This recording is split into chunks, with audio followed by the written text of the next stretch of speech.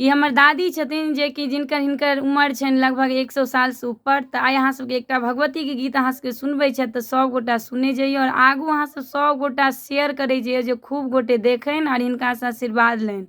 तऽ सब गोटा अहाँ सब सुनिऔन आओर सब खूब खूब शेयर करिऔन हिनकर। हाँ कहिए। मांगू मांगू वरदान माँ के मंदिर में जाकर, मांगू मांगू वरदान काली मंदिर में जाकर। पहिने मंगई छी हे माता भैया भतीजबा नहीं रे के पलिबा रे नहीं रे के पलिबा आर काली मंदिर में जाकर। मांगू मांगू वरदान माँ के शरण में जाकर। तखना मंगई छी हे माता ससुर भैंसुर बा। तखना मंगई छी हे काली ससुर भैंसुर बा।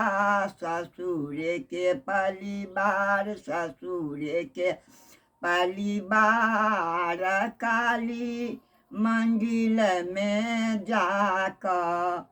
मांगू मांगू वरदान माता शरण में जाकर।